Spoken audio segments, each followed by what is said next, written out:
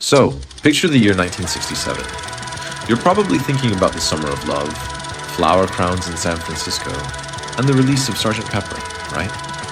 But the craziest musical shift actually happened in the dead of winter, on January 4th. While everyone was gearing up for a summer of peace and love, this album dropped that was all about sex, death, and pure chaos. And it didn't come from sunny San Francisco. It crawled out of the dark, sticky clubs of Los Angeles. It was the Doors' debut album, and it totally shattered reality before the counterculture even really got started. To understand why it was such a shock to the system, you gotta look at the guys in the band, who were basically a volatile chemical experiment. Raymond Daniel Manzarek. He played these hypnotic, jazz and blues-inspired organ parts that became the band's signature. Born 2/12/39. Occupation. Musician, organist. Name? Robbie Krieger. He was on guitar, mixing flamenco with sharp blues licks. Age?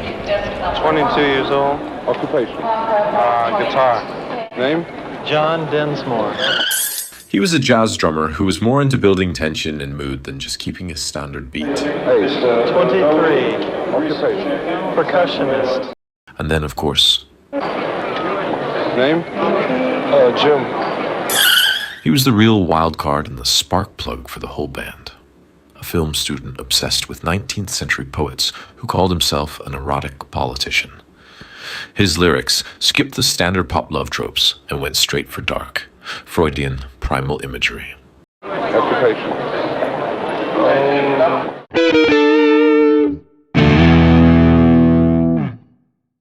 They really found their groove as the house band at the Whiskey A Go-Go on the Sunset Strip, playing these long, improvised sets that felt more like nightly rituals than concerts.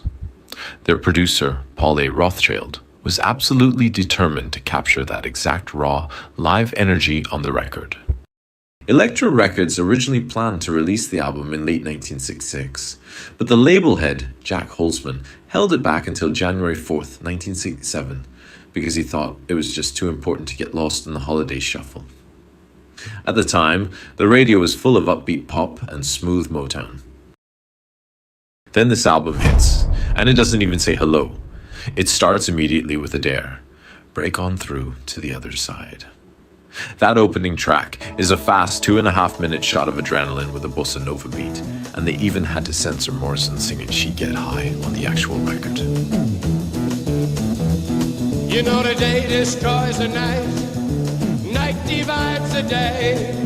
Try to run, try to hide, break on through to the other side, break on through to the other side, break on through to the other side, yeah. Then there's Light My Fire, which is the song that made them superstars and hit #1. The radio version was chopped down, but the real album cut is over 7 minutes long. It features this massive, Baroque, Bach on acid organ solo and a wild guitar solo. It was basically a jazz improv session smuggled onto Top 40 radio. But the wildest part of the album is the last tune called The End. It's an almost 12-minute, dark psychedelic epic. It includes a taboo-breaking spoken word section that was actually so shocking it got them fired from their gig at the Whiskey A Go-Go.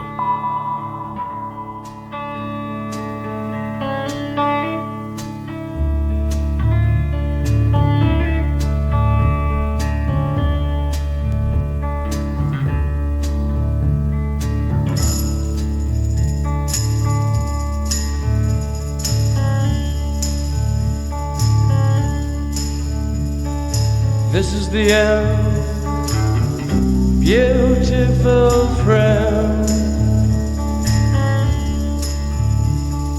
This is the end, my only friend.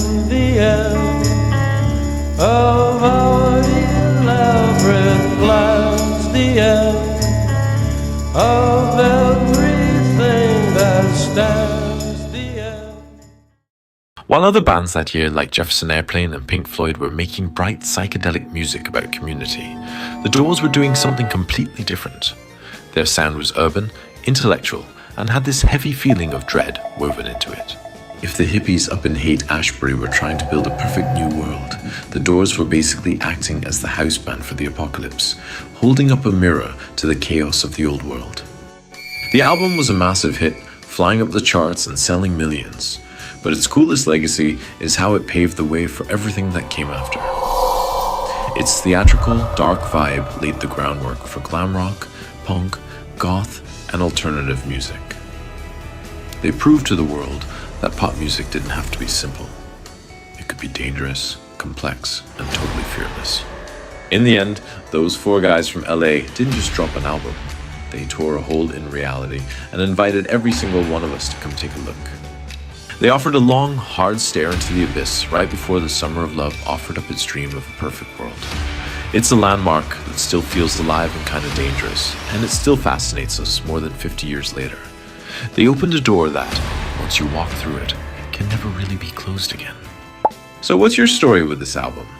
Do you remember the first time you heard it? Let us know your favorite song from it in the comments below. And if you like these deep dives on albums that change music, make sure you subscribe to Groovy Tunes with Del. And don't forget to share this incredible story with a fellow music fan. Stay groovy, music freaks, and we'll catch you next time.